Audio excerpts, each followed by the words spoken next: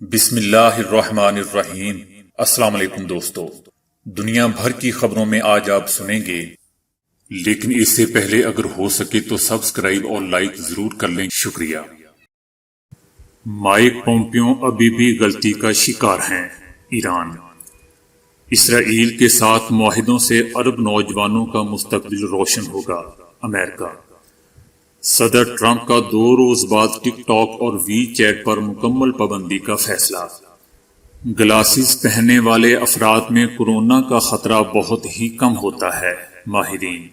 Twitter نے سیاسی رہنماؤں اور صحافیوں کی سیکیورٹی بڑھا دی۔ چائنا نے بھارتی میڈیا کی رپورٹ بے بنیاد قرار دے دی۔ مزید 5 ممالک اسرائیل سے معاہدہ کر سکتے ہیں۔ چائنا اور امریکہ کے مابین اختلافات ناگزیر ہیں۔ چین مجھے کورونا ہو گیا ہے، آدمی کا اپنی بیوی سے انوکھا بہانہ۔ نواز شریف کا ویڈیو لنک کے ذریعے اے پی سی میں شرکت کا فیصلہ۔ وزیر اعظم عمران خان کا فلمی صنعت کو بحال کرنے کا فیصلہ۔ یہ چھوٹا بچہ نہیں ہے بلکہ 34 برس کا آدمی ہے۔ تو آئیے چلتے ہیں اب خبروں کی تفصیل کی جانب۔ ایران نے ایران کے خلاف اقوام متحدہ کی تمام پابندیاں بحال کرنے کے لیے ٹرمپ انتظامیہ کی کھوکھلی دھمکیوں پر اپنے رد عمل کا اظہار کرتے ہوئے کہا ہے کہ اتوار کو کچھ نیا نہیں ہوگا۔ ایران کا کہنا تھا کہ امریکی وزیر خارجہ مائک پومپیو ابھی بھی غلطی کا شکار ہیں، 20 ستمبر کو کچھ بھی نیا نہیں ہوگا۔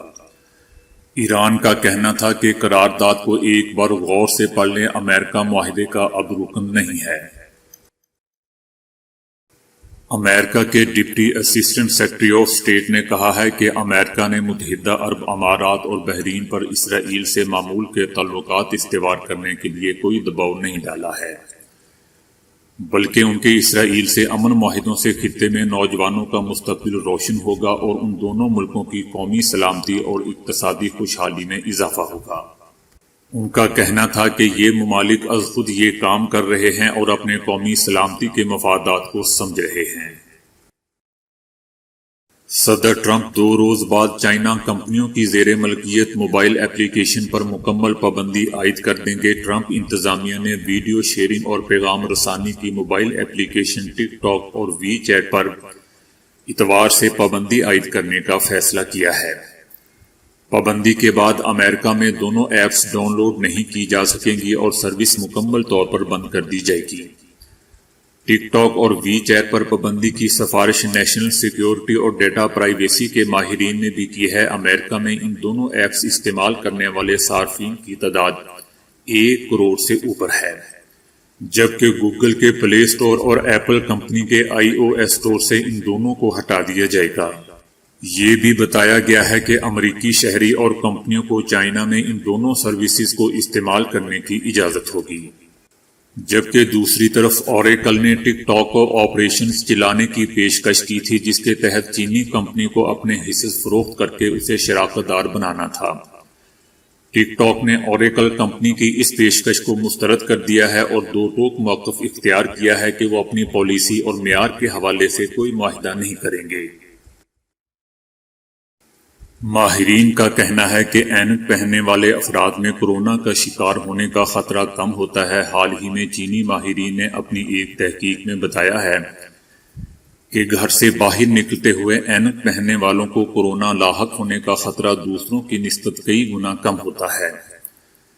تحقیق کے لیے اینک پہننے والے ہزاروں مرد اور خواتین کا جائزہ لیا گیا تو پتہ چلا کہ کم از کم 8 گھنٹے اینک پہننے والوں کو کورونا لاحق ہونے کا خطرہ 5.8% کم تھا۔ دوستو، اس سے پہلے بھی ثابت ہو چکا ہے کہ بیشتر لوگوں کو کورونا آنکھوں کے ذریعے لاحق ہوتا ہے۔ کورونا ان آنکھوں میں ہوا میں معلق قطروں سے یا ہاتھوں سے آنکھوں کو چھونے سے داخل ہوتا ہے۔ ماہرین کی تجویز ہے کہ کمزور بصارت کا شکار افراد کے علاوہ دیگر افراد بھی کورونا سے محفوظ رہنے کے لیے چشمے کا استعمال کر سکتے ہیں۔ ٹویٹر نے اعلان کیا ہے کہ امریکہ کے صدارتی انتخابات سے قبل اہم سیاسی رہنماؤں، انتخابی مہم چلانے والے اداروں اور صحافیوں کے ٹویٹر اکاؤنٹس کی سیکیورٹی بڑھا دی گئی ہے۔ امریکی صدارتی انتخابات سے قبل اہمیت کے حامل اکاؤنٹس کی زیادہ بہتر طریقے سے نگرانی کی جائے گی تاکہ کسی بھی قسم کے مشکوک عمل کی نگرانی کی جا سکے۔ ٹویٹر کا کہنا ہے کہ ان سب اکاؤنٹس کو مشکل پاس ورڈز رکھنا ہوں گے۔ اگر پاس ورڈز تبدیل کرنا ہو تو اس کے لیے ای میل یا فون نمبر کے ذریعے تصدیق ضروری ہوگی۔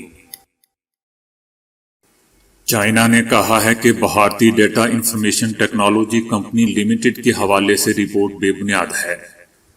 چائنا کا کہنا ہے کہ متعلقہ رپورٹ دوسروں پر الزام لگانے کے مقصد سے خالصتاً ایک بہانہ تراشی کی کوشش اور جرم کے ارتکاب کے قیاس پر مبنی ہے، جس میں بے بنیاد الزامات عائد کیے گئے ہیں۔ دوستو، بھارتی میڈیا نے کہا تھا کہ چائنیز ایپلیکیشن اپنے عالمی ڈیٹا بیس میں بھارتی سیاستدانوں سمیت 10,000 سے زیادہ بھارتی شہریوں اور اداروں کی نگرانی کر رہی ہے، جس کے جواب میں چائنا کا کہنا تھا کہ اس معاملے پر متعلقہ کمپنی پہلے ہی ایک عوامی جواب میں واضح کر چکی ہے کہ کمپنی سے متعلق یہ میڈیا رپورٹ سراسر جھوٹ ہیں۔ وائٹ ہاؤس نے دعویٰ کیا ہے کہ 5 مزید ممالک اسرائیل سے ڈیل کے لیے سنجیدگی سے غور کر رہے ہیں۔ وائٹ ہاؤس کے چیف آف اسٹاف نے فی الحال ان ممالک کی شناخت ظاہر کرنے سے انکار کر دیا۔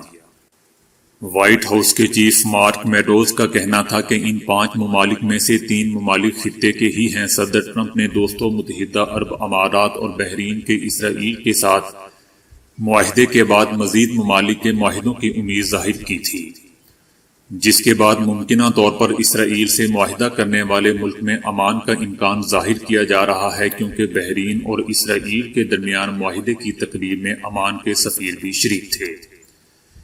اس تقریب میں صدر ٹرمپ نے پیش گوئی بھی کی تھی کہ سعودی عرب بالآخر اسرائیل کے ساتھ ڈیل پر آمادہ ہو جائے گا۔ چائنا نے کہا ہے کہ تاریخی اور ثقافتی روایات، سیاسی اور معاشی نظاموں میں فرق کی وجہ سے چائنا اور امریکہ کے مابین اختلافات ناگزیر ہیں۔ چائنا کا مزید کہنا تھا کہ چائنا اور امریکہ کے مشترکہ مفادات ان کے اختلافات سے کہیں زیادہ ہیں۔ اگر دونوں فریقوں کی سیاسی خواہش ہو تو چائنا اور امریکہ میں تعاون کی بڑی ہی گنجائش موجود ہے۔ چائنا کا کہنا تھا کہ امریکہ کے ساتھ تعلقات کے حوالے سے چائنا کی پالیسی واضح، مستقل اور مربوط ہے۔ محاذ آرائی کی بجائے چائنا ہمیشہ امریکہ سے تعمیری اور باہمی تعاون کے تعلقات کی توقع کرتا ہے۔ دوستو، ایک 28 سالہ شادی شدہ نوجوان کسی لڑکی کے ساتھ ممبئی چھوڑ کر مدھیہ پردیش میں جا کر مقیم ہونا چاہتا تھا۔ اس نے اپنی بیوی کو جھوٹ بولا کہ اسے کورونا لاحق ہو گیا ہے اور وہ مرنے جا رہا ہے۔ بیوی کو یہ بتا کر وہ لڑکی کے ساتھ مدھیہ پردیش چلا گیا۔ یہ نوجوان مدھیہ پردیش کے شہر اندور میں اس لڑکی کے ساتھ رہنے لگا اور اپنا فون بھی بند کر دیا۔ اس نوجوان نے 24 جولائی کو اپنی بیوی سے جھوٹ بولا تھا اور اگلے روز اس کے سالے یعنی اس کی بیوی کے بھائی کو اس کے آفس کے قریب سے اس کی موٹر سائیکل کی چابی، ہیلمٹ، آفس بیگ اور پرس مل گیا۔ اس پر فیملی نے نوجوان کی گمشدگی کی رپورٹ تھانے میں درج کروا دی۔ پولیس نے کورونا سینٹرز، ہسپتالوں میں اس نوجوان کی تلاش کی لیکن ناکام رہے۔ پھر انہوں نے اس کے فون کو ٹریس کرنا شروع کیا تو پتہ چلا کہ وہ اندور میں پہنچ کر سوئچ آف ہو گیا تھا۔ پولیس کی طرف سے ایک ٹیم اندور بھیجی گئی اور انہوں نے اس نوجوان کو پکڑ لیا اور واپس لا کر اسے اس کی بیوی کی حراست میں دے دیا۔ نواز شریف نے اپوزیشن جماعتوں کی آل پارٹیز کانفرنس میں ویڈیو لنک کے ذریعے شرکت کی دعوت قبول کر لی ہے اور وہ کانفرنس سے خطاب بھی کریں گے۔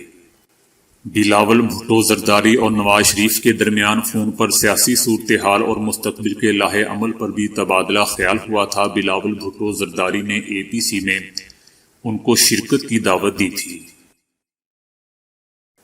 وزیر اعظم عمران خان نے متعلقہ وزارتوں کو ہدایت کی ہے کہ وہ ملک میں فلم انڈسٹری کے فوری بحالی کے لیے کوششیں کریں۔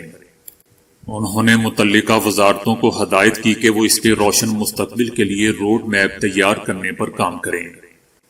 وزیر اعظم عمران خان نے کہا کہ نوجوان نسل کو شعور دینے کے لیے فلموں کے ذریعے اپنی ثقافت اور معاشرتی اقدار کو فروغ دینا ضروری ہے۔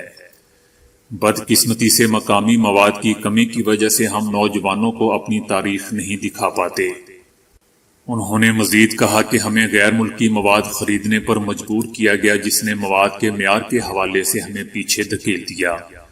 اب وقت آ گیا ہے کہ ہمیں اپنی فلم انڈسٹری کی بحالی کے لیے کوششیں تیز کرنی ہوں گی۔ اس تصویر میں نظر آنے والے بچے کا نام ڈینس ہے اور یہ روس کا باشندہ ہے۔ لیکن ٹھہریے، یہ کوئی چھوٹا بچہ ہرگز نہیں ہے، بلکہ ایک آدمی ہے جو 1986 میں پیدا ہوا تھا اور آج اس کی عمر 34 سال ہے۔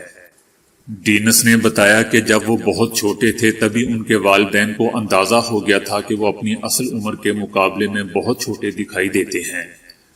اپنے قد کاٹ اور چہرے مہرے سے وہ آج بھی اسکول میں پڑھنے والے بچے کی طرح لگتے ہیں۔ پختہ عمر میں آ جانے کے باوجود وہ کیوں کسی بچے کی طرح نظر آتے ہیں؟ اس سوال کے جواب میں ڈینس کا کہنا تھا کہ انہیں یہ جاننے کی کوئی دلچسپی نہیں، اسی لیے وہ آج تک کسی ڈاکٹر یا ماہر کے پاس یہ معلوم کرنے نہیں گئے کہ وہ اتنے کم عمر کیوں دکھائی دیتے ہیں۔ تو دوستو، آج کے لیے اتنا ہی۔ ویڈیو کو لائک اور شیئر کرنے کا بہت بہت شکریہ۔